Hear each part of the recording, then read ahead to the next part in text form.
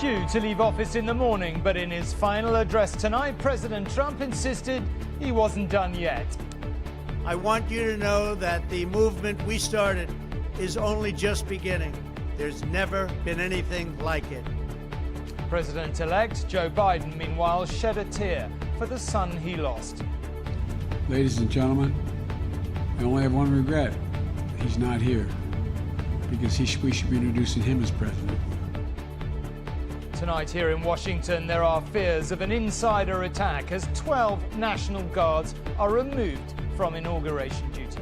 Also on News at 10 tonight. More than 1,600 dead in a day. Another grim record is set at home. Emily hears from more patients on the front line. I could have died tonight, but angels with tired eyes saved. Back to where it all began, Debbie returns to Wuhan a year after her first report from there on a new disease. And playing the strongman, the Russian president, and another unusual photo call.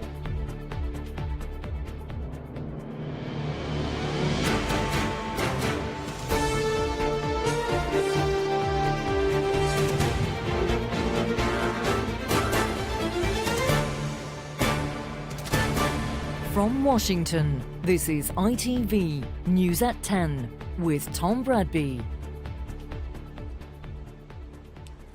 Good evening. It is all over bar the shouting. The last full day of the stormy presidency of Donald J. Trump is ending this evening, with Mr. Trump claiming in a farewell video that the movement he started is only just beginning. Looking back, he said he'd done what he set out to do, and ever the master of understatements, so much more too. And whilst the axis of power is undeniably tipping Joe Biden's way tonight, he too was looking back as he said his goodbyes to his home state of Delaware before taking the flight to Washington. Delaware had taught him anything is possible, he said, and with tears in his eyes, he added his only regret was that his late son, Beau Biden, should be the one being introduced as president. From the White House tonight, Donald Trump has released his farewell address to the American people. This is a country that has been deeply divided during these past 4 tumultuous years. I fought for you. I fought for your family. I fought for our country. Above all, I fought for America and all it stands for, and that is safe, strong, proud, and free. Now, as I prepare to hand power over to a new administration at noon on Wednesday, I want you to know that the movement we started is only just beginning. There's never been anything like it. He claimed that his presidency, so polarizing over issues of race and immigration, had turned America around, and he made no apology. I did not seek the easiest course.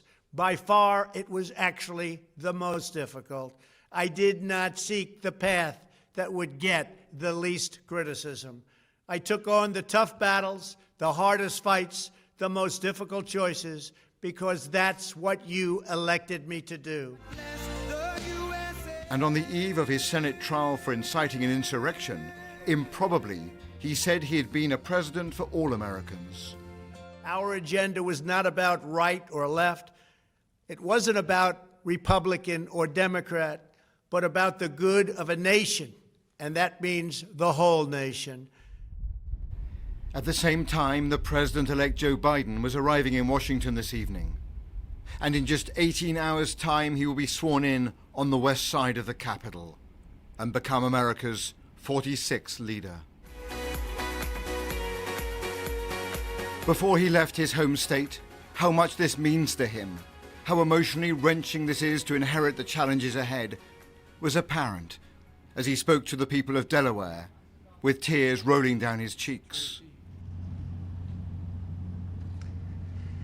You know, it's kind of emotional. When I die, Delaware will be written on my heart. Don't tell me things can't change.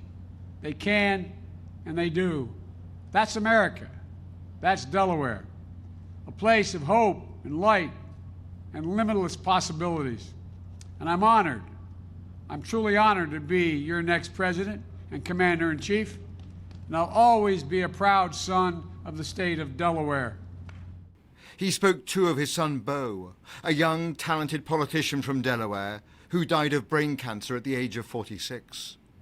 I only have one regret. He's not here, because we should be introducing him as president. But we have great opportunities. Delaware's taught us anything's possible.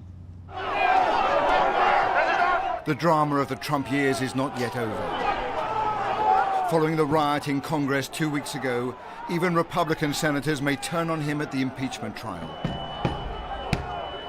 Former allies lashing out at their wounded, departing leader. The mob was fed lies. They were provoked by the president and other powerful people. It is increasingly clear that almost immediately after inauguration, the Senate trial of Donald Trump will begin. The only question, will he be convicted and banned from holding office ever again? As he departs Washington in the morning, Donald Trump will leave behind a city guarded and patrolled by 25,000 troops. Jarring images on the eve of a transfer of power. The National Mall now ready for one of the most unusual inauguration ceremonies in the history of this country. Robert Moore, News at 10, Washington.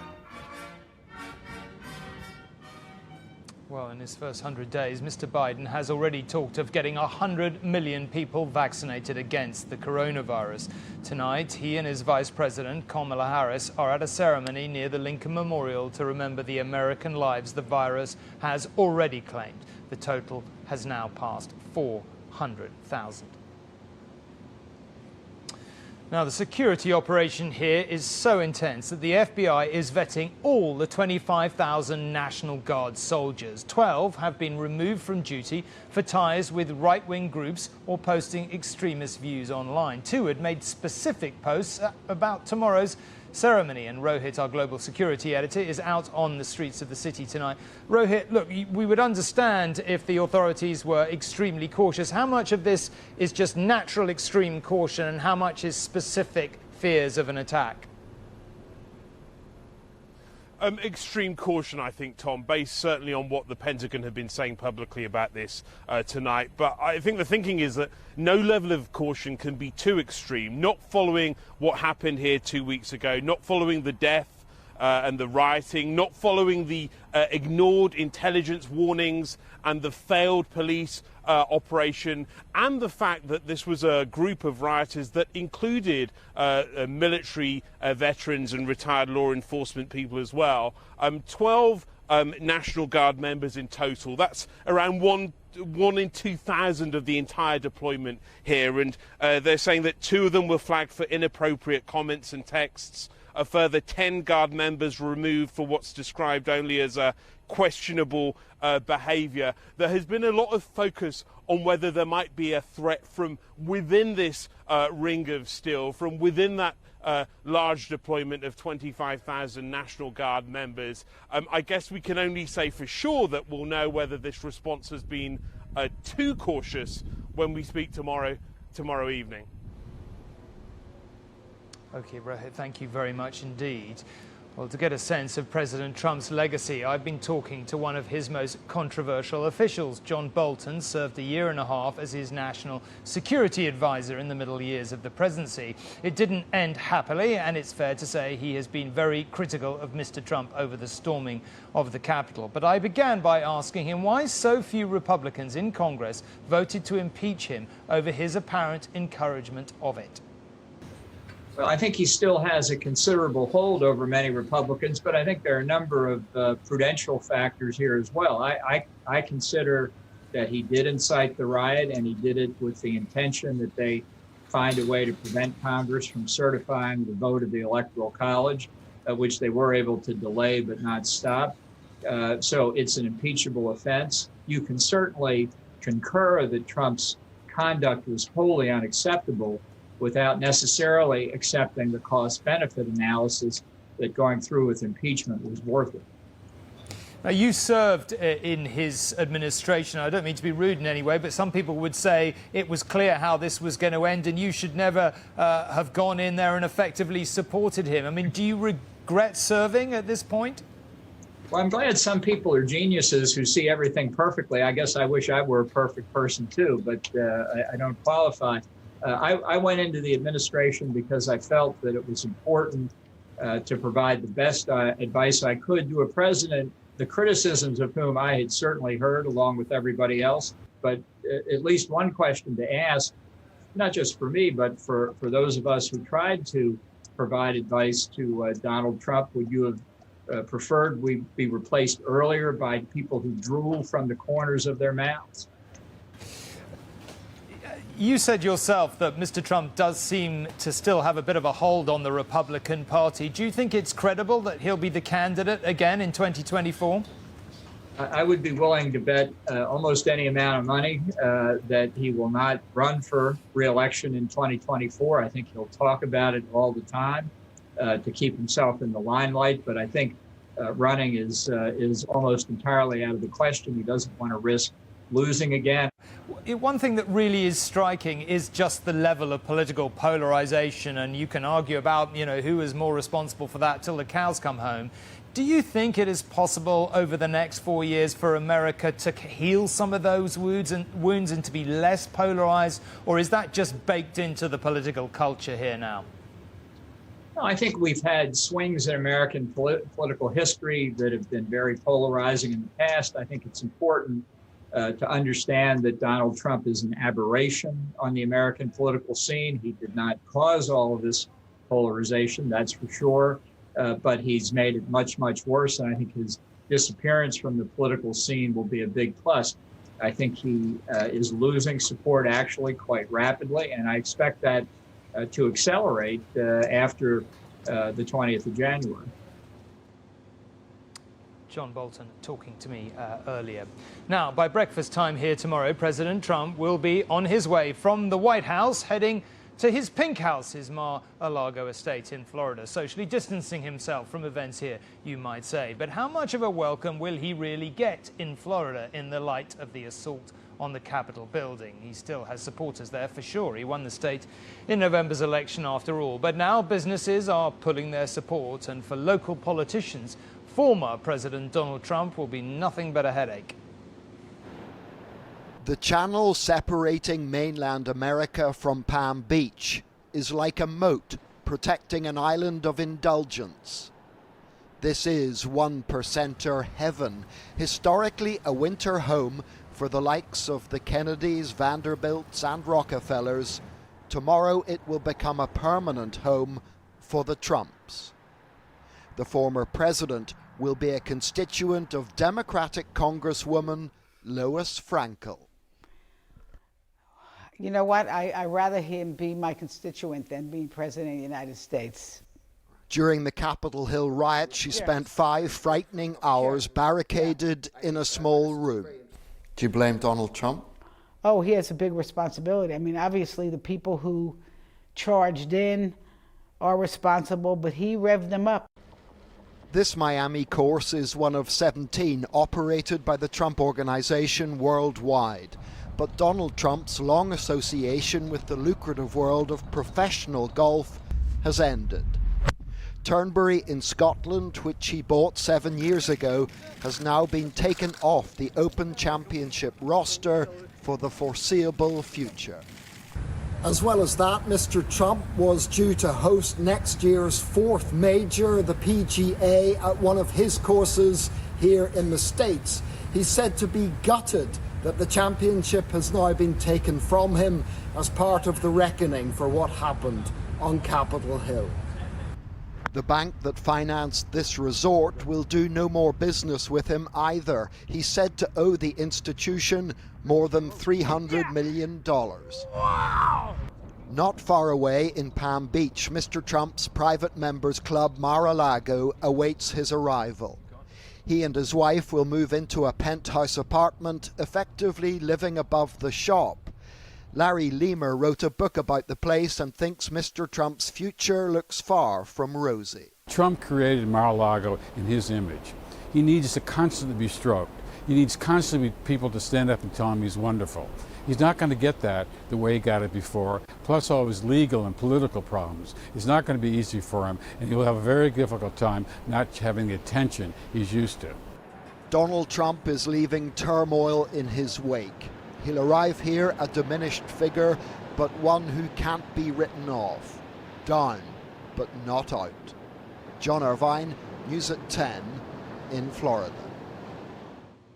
And Robert is here to talk about the last few hours of the Trump presidency. I guess you would say a final attempt tonight to define his legacy in some way. I think that's absolutely right. Clearly that speech was about trying to rescue his legacy, and some of the points he made have some validity. Tom talked about the economy being strong, and for millions of Americans, not for everybody of course, but for millions of Americans that was true until the pandemic hit. And as I've seen over the last 4 years travelling this country and going to his rallies, he did bring to his flag millions of alienated Americans who believed that he shared their values, but nothing that he said tonight can really retrieve his legacy from the wreckage that is his presidency. After all, not only is he facing shortly a world of legal pain. At noon tomorrow he loses some of the legal protections of the presidency. Undoubtedly, prosecutors, both state and federal, will be be pursuing him. But also, of course, he is the first president ever to be impeached twice, and yet in the next few weeks he may also be convicted and barred from office. So the working assumption in this town is he is politically fatally wounded, and yet in that speech tonight he talked about how his movement is just starting. So it suggests that he does want to project himself as a leader in exile in the notably comfortable environment of Florida. But all of it underlines just how bizarre this period is going to be, this transfer and transition, and really how weird we're going to see this unfolding tomorrow. Okay. Well, speaking of tomorrow, Robert and I will be here tomorrow afternoon to bring you President Biden's inauguration live on ITV. Our special programme starts at 3:30 UK time, and please do join us. It looks set, as Robert was just saying, to be quite some day. Now, a marked change of tone, and let's go to the latest back home on the coronavirus. And how much worse can it really get, you might ask? The latest number of deaths in a single day very sadly topped 1,600, the most ever. And while case numbers are falling, it's true hospital admissions remain stubbornly high, as does illness among medical staff. So much so that council workers and army medics are being drafted in to help in hospitals like the Royal Stoke. Now, all this week, our health editor Emily is reporting from hospitals at the limits of their capacity, or indeed far beyond them. It is with a poem from one Stoke patient that she begins tonight. A bunch of guys saved my life today, dressed in blue, green and any colour in between. They wore masks and visors too. I could have died tonight, but angels with tired eyes saved me. They're powerful words for someone who is so powerless. Denise wrote them here in intensive care when she realised she may not die after all. I can't thank them enough for what they've done. They are angels, every damn one of them. And I spoke to a nurse and I said, if money was no object, what would they want? And all they said is the end to COVID. I normally work in the leisure centre. I'm normally a fitness leader. Zoe now makes up some of the staff in intensive care. With double the number of critically ill patients, the hospitals had no choice but to call in volunteers to help. You're totally out of your comfort zone, aren't you? I am. What made you volunteer to do this? I know the help that's needed here, and when they gave me the opportunity to do it, I just jumped at it. And it's not just council workers. Some staff here are now army personnel. We've heard of staff being redeployed from other areas of hospitals, but this one has brought in 18 army medics to help them out. Along with the volunteers, they are doing everything they can to keep their patients safe and well cared for. At the moment, the pressure in the West Midlands is as high as in London, so we're not taking any further patients in. The hospital has taken 9 patients from London in the last few days, but that now has to stop. As I talked to Dr. Krupa, someone had to be transferred to Manchester to make room for an emergency admission. This place is full. We are cancelling urgent operations every day because we have no space on the critical care unit. So it's not just the COVID patients that are dying as a consequence of COVID, but also some patients who have urgent operations cancelled. Some of them will be so poorly that they will probably die as well. That's it, just relax. The only way to ease pressure for staff and reduce deaths is to get the vaccine into as many people as possible. Just put some pressure on there for me. Tracy's the CEO here and has already vaccinated hundreds herself. It's been all hands to the pump, really. It's something that I view as incredibly important. So we have been diverting some of our resource, and if that means us rolling our sleeves up to get stuck in, then we absolutely do. Staffordshire's two largest hospitals have seen a quarter of their COVID patients die. The UK has now recorded its highest daily number of deaths so far as patients continue to arrive here. The death toll will just keep going up. Emily Morgan, News at 10 at the Royal Stoke Hospital in Staffordshire. Well, to try to stop the death toll going up in Scotland, the lockdown there isn't about to end anytime soon. First Minister Nicola Sturgeon says it'll stay in place, in fact, until at least mid-February, and any easing could quickly send the situation into reverse. The Cabinet decided this morning to maintain the restrictions which are currently in place. That means that the lockdown restrictions, including the strict stay-at-home requirement, will remain in place across mainland Scotland and some island communities until at least the middle of February. Cabinet will review the situation again on the 2nd of February. 3 weeks before Christmas, the Welsh Government took the difficult decision to shut pubs to help prevent the virus spreading. Yet 4 days later, 3 members of the Welsh Parliament had a drink together, wine since you ask, in a tea room in the Senedd. This evening, one, Labour's Alan Davies, is being investigated by his party over the alleged incident. The others were Conservative Party leader Paul Davies and Chief Whip Darren Miller. They put out a statement saying they were profoundly sorry. All 3 said they had not broken the rules. Now, here's a fact that shrinks the past 12 months somewhat. Tomorrow, it will be exactly a year since our Asia correspondent, Debbie Edward, reported from a city in China called Wuhan on the spread of a new respiratory virus that we now know as COVID-19. Here is how she reported it then, before we knew it had reached the UK. What started out as an illness between co-workers at this seafood market has quickly spread across China and beyond its borders, presenting the authorities with a huge global challenge to contain an infection they don't yet understand. A whole year on, scientists from the World Health Organization have only just been allowed into China to try and work out the where, the when and the how of the pandemic's beginning. They are still isolating. The Chinese haven't just dragged their feet. A year ago, they seemed to be hiding what was going on, and some of the people of Wuhan believe there is still a cover-up, even now. There hasn't been a case of COVID-19 reported in Wuhan since May last year. Its streets and markets are bustling again. Life, apart from the wearing of masks, appears back to normal.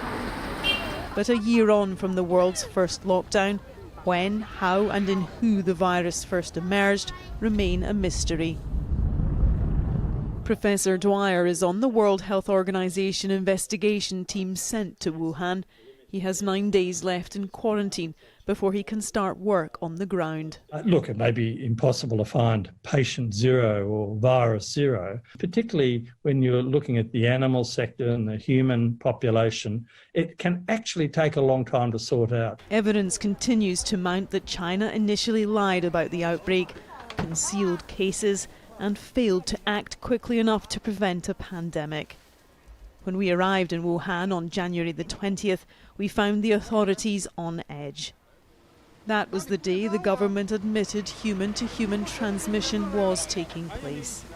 And the obstruction of information has only intensified. In recent months, the police have warned several people we've been in contact with in Wuhan not to talk to foreign media.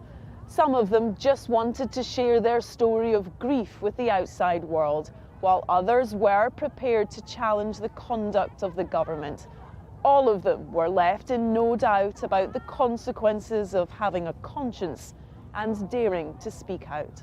In December, Jiang Jian was sentenced to 4 years in prison for the forthright video blog she posted during Wuhan's lockdown. The former lawyer was charged with provoking trouble. Some of her supporters risked talking to us about her and their views on the World Health Organization investigation. 我是觉得肯定查不出什么来的。这你想当局他怎么会让你查的？绝对不会让你查得到。就是说，真正负有责任的人，他们没有得到处理，没有得到处分。但是这样一些，希望帮助人们，希望实现那个公民的知情权，这样的一些人却受到了重罚。Wuhan is the city synonymous with COVID-19. It is where cases first emerged, and it is where the world is still looking to for answers. Debbie Edward, News at 10, Wuhan.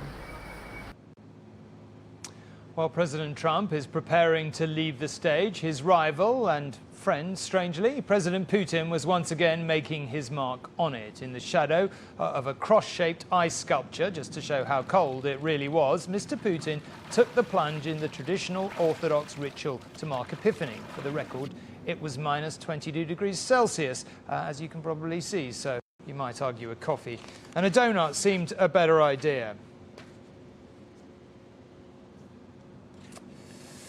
OK, well, let's go back now to tomorrow's ceremony, and it is perhaps hard for us Brits to appreciate fully its significance. It's not quite like having a new king and queen every 4 or 8 years, perhaps, but a new head of state here comes gift-wrapped in pageantry that lifts it above the political fray. For all that, it will be a most unusual ceremony tomorrow. Nearly 2.5 centuries of tradition will be on display behind me here, watched by millions across America and indeed the world. Inauguration Day, in January for the first time in history. It's the moment the United States celebrates its democracy and reaffirms the enduring strength of its constitution. My fellow countrymen. A moment of transition for the nation and personal transition for those swearing the oath of the highest office. I, Dwight D. Eisenhower. I, John Fitzgerald Kennedy, do solemnly swear. I, Lyndon Baines Johnson, do solemnly swear. I, George Walker Bush, do solemnly swear. I, Barack Hussein Obama, do solemnly swear. I, Donald John Trump, do solemnly swear. A moment for the victor and those who voted for them to relish success. A moment for pomp and pageantry. Yet in changed times, tomorrow will be a changed ceremony. The President and Vice President-elect will be sworn in here, but gone will be the crowds, and in their place 200,000 flags to represent those who would wish to be a part of the celebration. Mr. President-elect, how are you? Gone too the outgoing President. No wish to offer the welcome he was afforded 4 years ago, nor venerate the office he's held. For those who've studied the intricacies of inauguration, there is sadness at what is being lost. What is your main feeling about this inauguration, Jim? We're used to the outgoing president meeting with the new president on inauguration morning. They go into the White House, they have coffee and pastries together, they talk for a while, then they drive together, the procession to the Capitol. We're not having that this year. And Donald Trump has made the decision not to appear at the inauguration at all. He's the first president in 152 years to not show up at the inauguration of his successor. Every inauguration etches its own place in history. So too this one, for good reasons and bad. Emma Murphy, News at 10, Washington. And that is just about it from us. Tomorrow will herald a day of change here as the call of duty and history beckons Joe Biden. This evening, the sun has literally just set on the Trump years. What happens next for him, his family and his party is frankly anyone's guess. Tomorrow does promise to be quite a day, so please do join us if you can in the afternoon or here on News at 10. But for now, good night and thank you very much for watching.